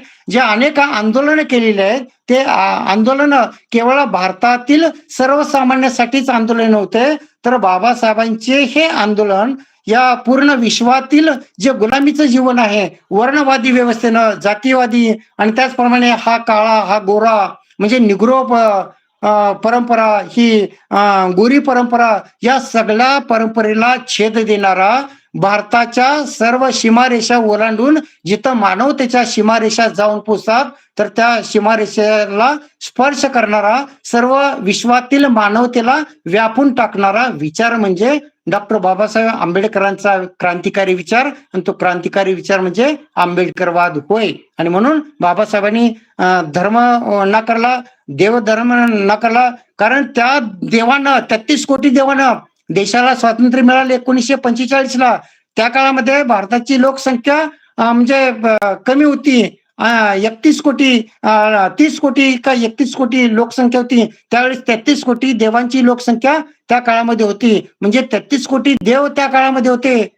तर त्या देवामुळं माणसाचं भलं नाही, तर माणसाच्या जीवनाचं मातेरं झालेलं होतं, वाटोळं झालेलं होतं. आणि म्हणून त्या मातेरं झालेल्या या माणसाचा माणूसपणा हरवलेला, माणसाला माणूसपणाची जाणीव करून देणारा विचार आणि स्वाभिमान शिकवणारा, म्हणून तर 1000 वर्षे शेळी म्हणून जगण्यापेक्षा एक दिवस वाघ म्हणून जगा. आणि म्हणून विद्या आपण प्राप्त केले पाहिजे. तर हा विचार सांगणारा विचार म्हणजे आंबेडकरवाद होय. आणि म्हणून तो विचार आपण बहुजनांनी स्वीकारल्यामुळेच आज 75 वर्षानंतर सुद्धा आमचा देश हा अखंड स्वरूपामध्ये हा आज या विश्वामध्ये ताटमानेनं जगत आहे. अनेक भाषा, अनेक जाती, अनेक पंथ, अनेक उपपंथ असून सुद्धा, अनेक जात्या असून सुद्धा, या जातीचे वेगळेपण असून सुद्धा त्याच्यामध्ये विविधतेनं नटलेला, विविधता असलेला देश म्हणजे आपला भारत देश आहे. आणि या भारत देशाचं नाव या पूर्ण विश्वामध्ये उज्ज्वल करणारा विचार डॉक्टर बाबासाहेब आंबेडकरांनी केलेला होता. आणि म्हणून तो त्या बाबासाहेबांचं पूर्ण जीवन, त्यांची बालपणाचं जीवन, त्यांची बाबासाहेबांची कठीण कोण करायचं नाही, नावी करायचं नाही, त्यांची बहीण त्यांची कठीण करायची, अस्पृश्यतेचे चटके. त्याचप्रमाणे त्यांचे वडील जेव्हा साताराहून कोरेगावहून साताराहून कोरेगावला जायचं होतं, त्यावेळेस गाडीवाने त्यांना गाडीत घेण्याचं नाकारलं. तर अशा अनेक चटके बाबासाहेबांना आले. बडोद्याचे राजे सयाजीराव गायकवाड यांच्या दरबारामध्ये ते नोकरी करण्यासाठी गेले, तेव्हा मराठा तो शिपाई तो दुरून फाईल फेकायचा. आणि अशा प्रकारे ते दुरून फाईल फेकत असताना बाबासाहेबांनी तेवढा सर्व अन्याय तो सहन केला. बाबासाहेबांचा खूप अन्याय झाला. तिथल्या पारशी लोकांनी त्याच्यावरती म्हणजे हल्ला केला. सगळे मान अपमान बाबासाहेबांनी पचवलं आणि पचवून सगळं सहन केलं, सगळं दुःख सहन केलं. केवळ या आपल्या अस्पृश्य जनतेसाठीच नव्हे, तर पूर्ण भारतीय लोकांसाठी त्यांनी पचवलं. आणि म्हणून असा सूर्यासारखा चकचकीत तेजस्वी हिरा, कोहिनूर हिरा तो भारताचा या सगळ्या विश्वामध्ये तो व्यापून गेलेला आहे. आणि म्हणून या बाबासाहेबांचं पूर्ण बालपणापासून ते त्यांचं शिक्षण, त्यांनी केलेले कार्य, त्यांची पूर्ण चळवळ, त्यांनी लिहिलेले जे काही मौलिक असे ग्रंथ आहेत, त्या ग्रंथामध्ये साचलेला, त्या ग्रंथामध्ये अभिप्रेत असलेला क्रांतिकारी विचार म्हणजे आंबेडकरवाद होय. आणि या आंबेडकरवादाची मांडणी त्या पुस्तकामध्ये मी केलेली आहे. नक्कीच सर, नक्कीच. खूप छान तुम्ही आम्हाला माहिती दिली आहे. मुळात आंबेडकरवाद म्हणजे काय हे शब्द स्वरूपात तुम्ही आमच्या समोर मांडले. 100 वर्ष शेळीसारखं जगण्यापेक्षा एक दिवस वाघाप्रमाणे जगा, हेही आम्हाला तुमच्या इव्हन कवितांमधून किंवा तुमच्या या वक्तव्यातून समजतंय. आपल्याकडे वेळेची मर्यादा ठेवून मी एक प्रश्न विचारू इच्छिते. त्याआधी दत्तात्रय सरांचा हँड रेज आहे. त्यांना काही प्रश्न विचारायचे. मी त्यांना विनंती करते, दत्तात्रय सर. ठीक आहे, हरकत नाही. हा सर्वांना सविनय जय भीम. जय भीम. खर तर प्राध्यापक गौतम गायकवाडांनी आतापर्यंत त्यांच्या मुलाखतीमध्ये आणि तुम्ही विचारलेल्या सर्व प्रश्नांची जी उत्तरं दिली ती अतिशय मनोरंजक, अतिशय अद्भुत आणि अतिशय काय प्रेरणादायी अशी उत्तरं त्यांनी दिलेली आहे. आणि त्यांचा प्रवास जो आहे तो एखाद्याला प्रेरित करणाराच आहे, म्हणजे नाही का. म्हणजे त्यांचा जो पीएचडीचा अभ्यासच दलित कवितेचे पूर्वरंग हा जो त्यांचा पीएचडीचा थिसिस आहे तो खरं तर पुण्याच्या समीक्षा फाउंडेशननी तो त्यांचं मी पुस्तक छापलेलं आहे, तर ते प्रकाशित केलेलं आहे. आणि त्या म्हणजे खरं प्राध्यापक गौतम म्हणजे प्राध्यापक मना गायकवाडांचे जर थिसिस पाहिले तर 2 असे मोठमोठे असे थिसिस 2 खंड आहेत. आणि ते खंड आम्ही पूर्ण मुंबईमध्ये घेऊन खरं तर आम्ही फिरत असायचो. एकदा आम्ही म्हणजे बुद्धमूर्तीच्या कार्यक्रमासाठी गेल्यानंतर आम्ही दोघंजण ते खंड असे एका पिशवीमध्ये घेऊन, तर आमचे दिवसभर ते दंड आणि हात दुखायचा. म्हणजे इतकं त्यांचं मोठं प्रबंध, पीएचडीचा प्रबंध त्यांनी लिहिलेला आहे. तो अतिशय वाचनीय आहे. आणि तो केव्हा तुम्ही एखाद्या ग्रंथालयामध्ये किंवा SRT मधून त्यांनी PhD केलेली आहे. तिथं जर तुम्ही गेलात, तर त्यांचं पुस्तक देखील ते अतिशय वाचनीय आहे. तर मना गायकवाड ज्यावेळेस बोलत होते, तर त्यावेळेस म्हणजे सगळं म्हणजे मला इतकं त्या म्हणजे शंकरराव खरातांच्या तराअंतराळचीच मला आठवण यायला लागली आणि प्र.इ. सोनकांबळेच्या आठवणीचे पक्षी म्हणजे त्याही ग्रंथाची मला आठवण यायला लागली. कारण त्यांनी जे आत्मवृत्त लिहिलेले आहेत, म्हणजे आता कसं this is untold story of untouchable म्हणता येईल. म्हणजे एखाद्या अस्पृश्य माणसाची जी कथा आहे, तर तशी द स्टोरी ऑफ अनटचेबल एका अस्पृश्याची कहाणी म्हणून खरं तर प्राध्यापक मना गायकवाडांनी त्यांचं जर लेखन अतिशय रचनात्मक आणि कालानुक्रमानुसार जर 1, 2, 3, 4 असं जर रचनात्मक पद्धतीनं जर लिहून काढले, तर समीक्षा फाउंडेशन खरं तर त्यांचा तो काही आत्मकथन आहे, ते आत्मकथन छापायला तयार आहे आणि मी ते खरं मी अतिशय प्रसिद्ध करायला मला आवडेल. तर त्यांनी जे आत्तापर्यंत म्हणजे प्राध्यापक मना गायकवाड म्हणजे त्यांची थोडीशी भाषा जरी पुणेरी नसली, तरी त्यांचा जो विचारांचा जो गाभा आहे, आशय आहे आणि त्यांचं जे विचाराचं सामर्थ्य आहे, ते आंबेडकरवादच आहे. म्हणजे आंबेडकरवादाचं त्यांनी सांगितलं की आंबेडकरवाद म्हणजे काही नसून ते एक बुद्धिझम. आंबेडकरवाद इज नथिंग बट अ धम्म, नाही का? आंबेडकरिझम म्हणजे बुद्धिझम, आंबेडकरवाद म्हणजे धम्म. म्हणजे त्यांची जी व्याख्या त्यांनी जी दिलेली आहे, ती व्याख्या अतिशय क्रांतिकारी आणि प्रचंड मला भावली आणि या अर्थानं खरं तर मना गायकवाडांनी त्यांच्या सर्व मुलाखतीत म्हणजे मुलाखत म्हणजे काय जस्ट आपण प्रश्न विचारायचा आणि त्याला बोलतं करायचं असा तो त्याचा विषय आहे. कारण आपण एकदम मुलाखत घेण्यासाठी ते काय खूप मोठं प्रचंड कार्य लागतं, नाही का? त्यांचे कविता संग्रह प्रसिद्ध व्हायला लागतात, पुस्तकं प्रसिद्ध व्हायला लागतात, लेख लागतात. परंतु आपण कसे परिस्थितीने गांजलेले असल्यामुळं आपल्याला प्रसिद्धी काय असते हे माहीत नाही. प्रसिद्धीपासून आपण खूप दूर असतो. म्हणजे आपले विचार खूप प्रगल्भ असतात, खूप क्रांतिकारी असतात, सर्वसमावेशक असतात. परंतु ते विचार पोहोचवण्यासाठी आपण कमी पडतो आणि वी आर म्हणजे नाही का, म्हणजे आपले विचार इनकॅश करण्यासाठी आपण कमी पडतो. प्रसिद्धीच्या माध्यमातून आपण कमी पडतो. त्यामुळं खरं तर आपण आता त्यांनी खूप मोठ्या विषयावर PhD केलेली आहे. परंतु त्यांनी ते सर्व लेखांमध्ये, छोट्या-छोट्या पुस्तकांमध्ये खरं तर प्राध्यापक मना गायकवाडांनी हे खरं तर लिहिलं पाहिजे. तर मी त्यांना या माध्यमातून म्हणजे या व्यासपीठावरील किंवा या मंचावरील सर्व कार्यकर्त्यांच्या वतीनं मी त्यांना विनंती करेन, की तुमचा जो हा सगळा प्रवास आहे, तो प्रवास लिहून काढा. अतिशय मनोरंजक नाही का? म्हणजे अतिशय अद्भुत सगळ्या तुम्ही जे काही प्रसंग सांगितले, ते आम्हाला अतिशय भावले. तुमची कविता देखील तुम्ही कवी आहात, हे मला पहिल्यांदा कळलं आणि तुम्ही गाणी देखील म्हणता हे देखील मला माहिती आहे आणि अतिशय चळवळीत काम करणारा कार्यकर्ता आणि प्राध्यापक, एक विचारवंत, परंतु ते प्रसिद्धीपासून खूप दूर राहिले. म्हणजे त्यांना प्रसिद्धी नको आहे. म्हणजे नाही का? म्हणजे त्या तुम्हाला चळवळीसाठी काय करायचंय ते तुम्हाला मदत करतील, बोलतील स्वतः. परंतु प्रसिद्धी म्हणलं, की ते दूर पळतात. असं ते खरं तर एक व्यक्तिमत्व आहे. तर प्राध्यापक मना गायकवाडांचे मी माझ्या वतीनं, समीक्षा फाउंडेशनच्या वतीनं कारण समीक्षा फाउंडेशननी त्यांचं एक ग्रंथ प्रसिद्ध केलेला आहे. म्हणजे दलित कवितेचे पूर्वरंग.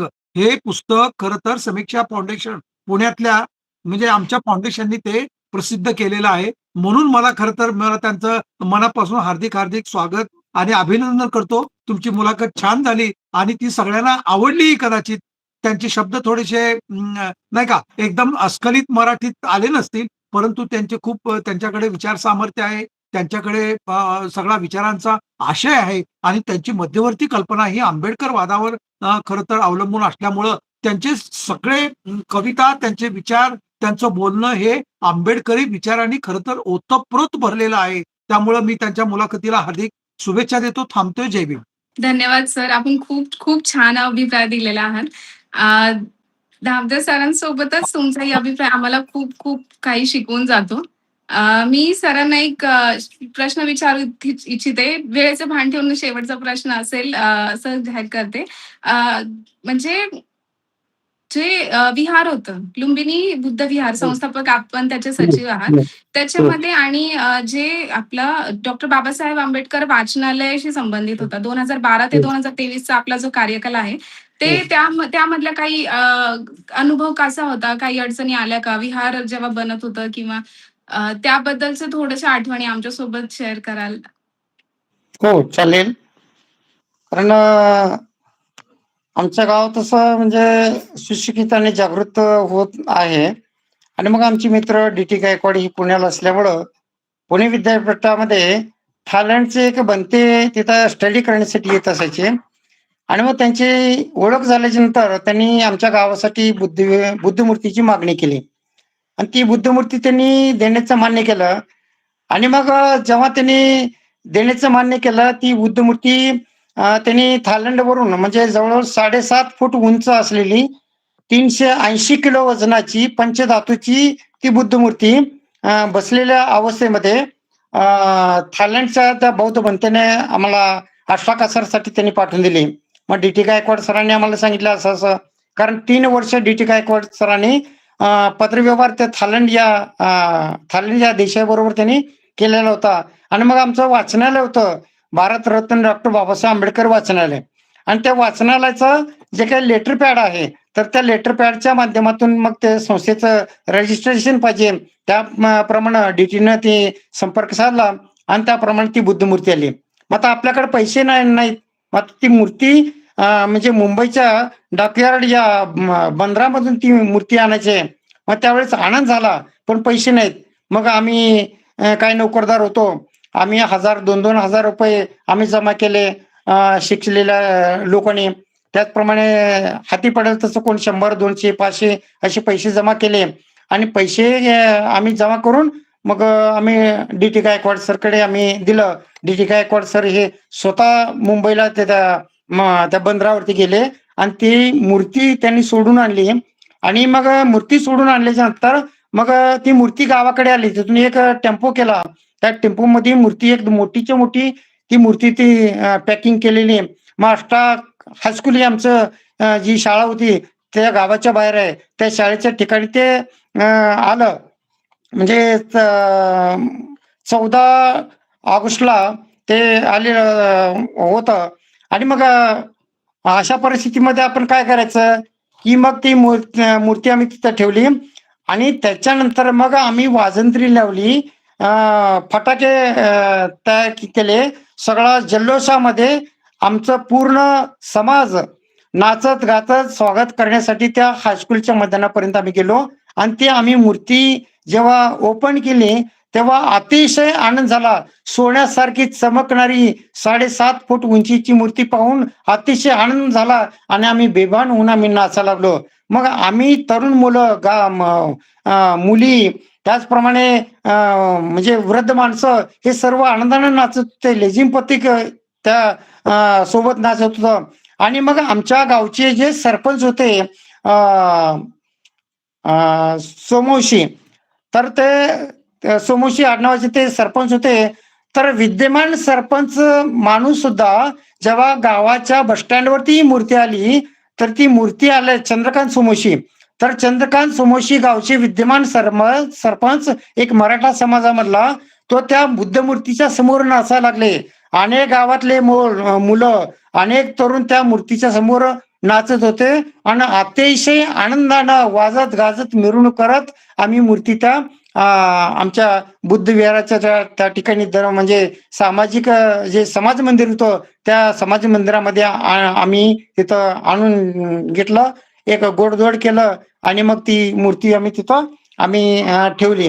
तर अशा प्रकारे बुद्धमूर्तीची प्रतिष्ठापना करण्यामध्ये बुद्धमूर्ती आमच्या गावाला आणून एक बौद्ध वातावरण निर्माण करण्याचं काम डी.टी. गायकवाड सरांनी केलेलं आहे. आणि आम्ही सर्व मित्रमंडळी जे प्राध्यापक शिक्षक शिक्षकेतर जे आहेत, तर ते एकत्र येऊन आम्ही डी.टी. गायकवाडांच्या सोबतच आम्ही चळवळ उभी केलेली आहे. त्याच्यानंतर 2012ला म्हणजे 13ला मध्ये मी अध्यक्ष व्हायला पाहिजे, परंतु पूर्वीचे जे अध्यक्ष होते तर ते अध्यक्ष अचानकच राजीनामा दिला. आणि मग याचा भार कोण वाहणार? मग डी.टी. गायकवाड सर, प्राध्यापक गौतम गायकवाड आणि इतरांनी म्हटले की मन गायकवाड यांना अध्यक्ष करायला पाहिजे. मग जेव्हा मला अध्यक्षपद त्यांनी दिलं, कारण मी अध्यक्षपद मागितलं नाही, कारण कुणी का अध्यक्ष होईना, फक्त चळवळ चालली पाहिजे हा माझा प्रामाणिक हेतू, पहिल्यापासून माझा हा प्रामाणिक हेतू आहे. आणि मग जेव्हा ही अध्यक्षपदाची जबाबदारी आली, त्यावेळेस मग कसलाचा अनुभव नाही. एक ग्रंथपाल आहे, एक शिपाई आहे, ते पुस्तकं खरेदी करणं हे सगळं नवीन होतं. परंतु मी जेव्हा ते करत गेलो, अनुदान आम्हाला शासकीय अनुदान होतं. ते शासकीय अनुदान आम्ही घेऊन ती पुस्तकं खरेदी करायला लागलो. पहिल्यांदा मी ग्रंथालयातली पुस्तकं बघितली. तर ती पुस्तकं फक्त कथा, कादंबऱ्या अशा कालबाह्य अशा ठरलेल्या विषयावरती. ते कादंबऱ्या, कथा कुणी वाचत नव्हतं. वाचक वर्ग नव्हता. मग आपण एक प्राध्यापक आहोत, आपण एक सुशिक्षित आहोत. मग आपल्याला इथं म्हणजे परिवर्तनवादी चळवळीची पुस्तकं पाहिजे. विद्यार्थ्यांना स्पर्धा परीक्षेसाठी चांगले ग्रंथ असले पाहिजे. आणि म्हणून जेव्हा मी अध्यक्ष झालो 2012 मध्ये, तेव्हापासून ते 2023 पर्यंत मी अध्यक्ष होतो. जवळजवळ 11-12 वर्ष मी अध्यक्ष होतो. त्या कालावधीमध्ये एकापेक्षा एक उत्कृष्ट अशी पुस्तकं, त्याची प्रस्तावना मनपृष्ठावरचं, मुखपृष्ठावरचं वाचल्याशिवाय तो तो ग्रंथ मी खरेदी करत नसायचा. तर असं प्रत्येक पुस्तक वाचन करून मी ग्रंथाची निवड करून आज आमच्या गावामध्ये जे ग्रंथालय, तर आता आमच्या ग्रंथालयामध्ये जवळजवळ 7,500 ते 8,000 ग्रंथ आज उपलब्ध आहेत. त्यामध्ये आमचं गाव हे पुरोगामी आहे. आमच्या गावामध्ये 12,000 लोकसंख्या आहे. त्यामध्ये धनगर समाज आहे, मराठा समाज आहे, लिंगायत समाज आहे, त्याचप्रमाणे बंजारा समाज आहे, मातंग समाज आहे. म्हणजे 18 पगड जातीचे लोक आमच्या गावामध्ये आहेत. आणि त्यामुळं अहिल्याबाई होळकर, छत्रपती शिवाजी महाराज, राजर्षी शाहू महाराज, महात्मा ज्योतिराव फुले, त्याचप्रमाणे मुस्लिम समाज बी तेवढाच आहे. आणि म्हणून त्यांचे काही ग्रंथ, असे सगळ्या समाजाला उपयोगी असणाऱ्या ग्रंथाची खरेदी मी या कालावधीमध्ये केली आणि ग्रंथालयाचं नावलौकिक वाढवण्याचा आम्ही प्रयत्न केलेला आहे. यापूर्वी आमच्या ग्रंथालयाला डॉक्टर बाबासाहेब आंबेडकर हा मराठी शासनाचा पुरस्कार सुद्धा आमच्या या ग्रंथालयाला मिळालेला आहे. तर हा पुरस्कार, या पुरस्कारामध्ये आमचे सर्व 7 मेंबर, जे गौतम गायकवाड आहेत, डी.टी. गायकवाड आहेत, राहुल गायकवाड आहेत, राजेंद्र सोनवणे सर आहेत, लहू गायकवाड गुरुजी, डॉक्टर मना गायकवाड, आम्ही सगळ्यांनी तन मन धन अर्पण करून, कारण त्या ग्रंथालयातला 1 रुपयाही आम्ही इकडे तिकडे न होऊ देता पदार्थचे आम्ही पैसे आम्ही खर्च करत असू आणि खर्च करण्यामध्ये आम्हाला आनंद असायचा. आणि त्यामुळे अतिशय व्यवस्थित असं ग्रंथालय आम्ही उभारलेलं आहे. तर सगळे लोक गावातले, सगळे 18 पगड जातीचे, सगळे लिंगायत, मराठा, सगळ्या जातीचे लोक आमच्या भीमनगरमध्ये येतात, ग्रंथालयामध्ये बसतात, वाचन करतात. 5-7 वर्तमानपत्र आहेत आणि ते वर्तमानपत्र ते वाचन करतात. सगळेजण वाचन करतात आणि एक सामाजिक, सांस्कृतिक आणि एक शैक्षणिक आणि त्याचप्रमाणे चांगला असं समतेचं वातावरण आमच्या गावामध्ये निर्माण झालेलं आहे. तरी आमचा एक हेतू एवढा एकच आहे की एखादा तरी अधिकारी आमच्या ग्रंथालयातून जर निर्माण झाला तर ते आमच्या ग्रंथालयाचं भाग्य असं समजून आम्ही या ग्रंथालयाची वाटचाल, ग्रंथालयाचं नावलौकिक आणि ग्रंथालय मोठे करण्याचा आम्ही सगळ्यांनी प्रयत्न केलेला आहे. आणि हे भाग्य मला लाभलं, कारण माझ्या मनासारखे ग्रंथ, जे संदर्भही ग्रंथ, एकही ग्रंथ टाकाऊ नाही, अशा प्रकारची पुस्तकं आम्ही त्या ग्रंथालयामध्ये खरेदी केलं. आणि या खरेदी करण्यासाठी आमचे पूर्ण संचालक मंडळाने पूर्ण मला अधिकार दिले. तुम्हाला काय करायचं, ग्रंथालयाचं नावलौकिक कसं वाढवायचं आहे, कशा पद्धतीचे ग्रंथ रचना करायचे आहे ते तुम्ही करा. त्यांनी आम्हाला आतापर्यंत कसल्याही प्रकारचं मला कसलाही व्यक्त केलं नाही, उलट प्रोत्साहन दिलं. आणि मी ही प्रामाणिकपणानं, कारण बाबासाहेबांच्या कृपेने मी अतिशय समृद्ध आहे, अतिशय आनंदी आहे आणि मी सुखी आहे, माझी मुलं सुखी आहेत.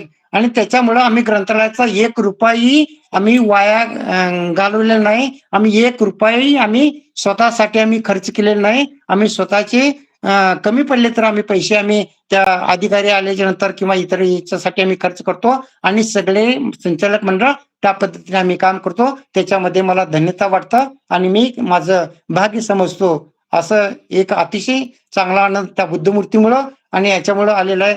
त्या वाचनालयामुळं, त्या ग्रंथालयामुळं आम्ही जवळजवळ म्हणजे 25-30 वर्ष त्या गावामध्ये व्याख्यानमाला आयोजित केली. बाबासाहेबांची जयंती, पुरोगामी मोठमोठे विद्वान प्राध्यापक, विद्वान विचारवंत, त्याचप्रमाणे वक्ते त्या कार्यक्रमासाठी आणून आम्ही समाजामध्ये जनजागृती केली आणि त्याच्यामुळे आमच्या गावामध्ये एक सलोख्याचं, एक समतेचं, एक चांगलं गुडविल असं वातावरण निर्माण झालेलं आहे आणि सगळं गाव आमच्या या वाचनालयाला म्हणजे धन्यवाद देत आहे. तर त्यामध्ये सगळ्यांनी आम्हाला प्रोत्साहन संधी दिल्यामुळं आम्ही हे करू शकलो, नाहीतर आम्ही काही करू शकलो नसतो. कारण हे ग्रंथालय स्थापन करण्याचा हेतू आम्ही जेव्हा शिकत होतो तेव्हा एखाद्या पुस्तकाची मागणी केली तर ते पुस्तक आम्हाला मिळायचं नाही. म्हणजे एकेका पुस्तकासाठी आम्ही त्रासून गेलेले विद्यार्थी असल्यामुळं आम्ही बाबासाहेबांच्या नावानं आम्ही ग्रंथालयाची उभारणी केलो आणि त्यामुळे एक ऐतिहासिक कार्य आमच्या हातून हे घडू शकलं. या सगळ्यांचे आम्ही अतिशय उत्तरायी होण्याचा एक खारीचा वाटा आंबेडकरी चळवळीमध्ये उभारण्याचा आमच्या मंडळाने घेतलेला आहे आणि तो वाटा आम्ही पुढे तसंच आम्ही चालू ठेवणार आहे. ही चळवळ तशीच चालू ठेवण्याचा आम्ही प्रयत्न करणार आहे. हे मी तुम्हाला आत्मविश्वासानं आणि अभिमानाने मी तुम्हाला सांगू इच्छितो आणि त्याच्यामुळे मी पूर्णपणे समाधानी आहे. धन्यवाद सर.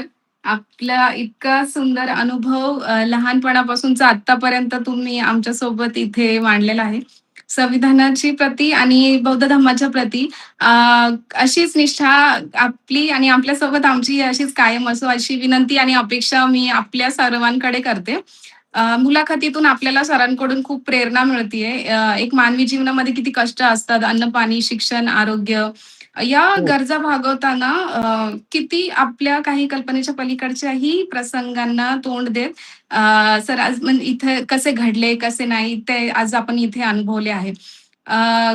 संविधान विश्लेषणाचा हा एक फक्त प्रोग्राम नसून एक खूप मोठं सखोल उद्बोधन आहे, प्रबोधन आहे असे मी म्हणते. सर तुम्ही जे काही आज आम्हाला सांगितले आम्ही ते अनुसरण्याचा पूर्ण प्रयत्न करू. एक मिनिट, आणखी एक माझा अनुभव मी सांगतो. कारण 14 ऑक्टोबर 1956 डॉक्टर बाबासाहेब आंबेडकरांनी म्हणजे धर्मांतर केलं, बौद्ध धर्म स्वीकारला. तर त्याला 2006 मध्ये 50 वर्ष पूर्ण झालेले होते. आणि मग माझ्या डोक्यामध्ये एक विचार आला, नळदुर्गला असताना मी जेव्हा नोकरीत होतो तेव्हा. मग आमचे काही सम विचाराची माणसं आम्ही एकत्र आलो आणि आम्ही एक मीटिंग आयोजित केली. खेड्यापाड्यातल्या लोकांना आम्ही बोलावून घेतलं आणि आम्ही धम्म परिषद घ्यायचं, कारण सुवर्ण महोत्सवाच्या निमित्तानं आपण धम्म परिषद घेतलं पाहिजे आणि धम्म चळवळीला गती दिली पाहिजे. आणि म्हणून आम्ही बैठक घेतली आणि त्या बैठकीमध्ये पूर्ण कार्यकारी मंडळ निर्माण झालं. अध्यक्ष कोण व्हावा असा एक प्रश्न निर्माण झाला. मग त्यामध्ये एका शिक्षकाचं नाव सुचले, पण स्थानिकच्या लोकांनी म्हणले की तो बाहेरगावचा आहे, तर त्याच्याऐवजी आपण म्हणजे गायकवाड सरांना करू, म्हणजे मला करू असं त्याने म्हणले. मी म्हणलं मला अध्यक्ष पदासाठी मला अपेक्षा नाही, मला बौद्ध धम्म परिषद ही चांगली झाली पाहिजे आणि नावारूपाला आले पाहिजे. बाबासाहेबांची धम्म चळवळीच्या माध्यमातून समाजामध्ये एक मेसेज दिला पाहिजे आणि धम्म चळवळीला आपण गती दिली पाहिजे. बौद्ध धम्म स्वीकारला पाहिजे, जनजागृती झाली पाहिजे, हा हेतू होता, आम्ही मान्य केला. पण ज्या माणसाला मी अध्यक्षपद काही लोकांचं मान्यता होती, काही लोकांनी नाकारला आणि त्यामुळं लोकांचा विरोध त्या शिक्षकाला असल्यामुळं त्याला अध्यक्षपद न करता एका दुसऱ्या शिक्षकाला केलं. आणि त्यामुळं जेव्हा मी जवळजवळ 1 महिना पूर्ण तुळजापूर तालुका खेड्यापाड्यामध्ये म्हणजे रात्री 1:30 वाजेपर्यंत आम्ही गाडी घेऊन आम्ही खेड्यापाड्यात लोकांपर्यंत 1-1 रुपये आम्ही जमा केलं. कारण आम्ही 10,000 रुपये जमा केलं असतं तर धम्म परिषद झाली असती. पण आमचा हेतू तसा होता की प्रत्येकाच्या संसारातला 1 रुपया आम्हाला मिळावा. तर तशा पद्धतीनं आम्ही कार्य केलं. परंतु ज्या माणसाला अध्यक्षपद लोकांनी नाकारलं तर त्या माणसांनी सांगितलं की आपण त्यांना धम्म दान देऊ नका, धम्म चळवळीमध्ये त्या धम्म परिषदेला कोणी जाऊ नका असं त्या शिक्षकाने त्यांना सांगितलं. म्हणजे मला सांगायचं तात्पर्य काय की धम्म चळवळीमध्ये सुद्धा शिकले सवरलेले लोक राजकारण आणतात आणि स्वतःला मोठं पण कसं मिळावं यासाठी जे स्वार्थी लोक प्रयत्न करतात ते खरोखरच बाबासाहेबांचे अनुयायी नाहीत असं मला प्रामाणिकपणे वाटतं. जे काय तुम्हाला करायचं आहे प्रामाणिकपणा न करा, कारण बाबासाहेबांनी पूर्णपणे ही जे जीवन आपल्यासाठी चंदनासारखं झिजलेलं आहे केवळ तुमच्या माझ्यासाठी आहे. म्हणून आज जीवनामध्ये आपला सोन्यासारखा प्रकाश निर्माण झालेला आहे. सोन्याचे दिवस आपण बाबासाहेबांमुळे आज बघतो आहेत. परंतु कुठलाही मतभेद न आणता, कुठलाही स्वार्थी भाव न आणता कुठलीही चळवळ, मग ती धम्म चळवळ असेल, वैचारिक चळवळ असेल, जयंती असेल, महापुरुषाचे विचारमंच असेल, तर त्या कुठल्याही क्षेत्रामध्ये स्वार्थी माणसं असू नये. त्यांनी स्वार्थ बाजूला ठेवला पाहिजे आणि निस्वार्थीपणानं आपण एकत्र येऊन बाबासाहेबांची अनुयायी आपण बाबासाहेबांचा विचार समाजामध्ये जागृत केला पाहिजे आणि आपली उन्नती करून घेतली पाहिजे. ह्या धम्म परिषदेमधून तुम्हाला सांगायचं आहे, म्हणून तू एक राहिलेला आठवण मी तुम्हाला सांगितलं. धन्यवाद मला ऐकून घेतलं त्याबद्दल. धन्यवाद सर, तुम्ही एक अत्यंत महत्वपूर्ण आठवण आमच्या सोबत शेअर केली.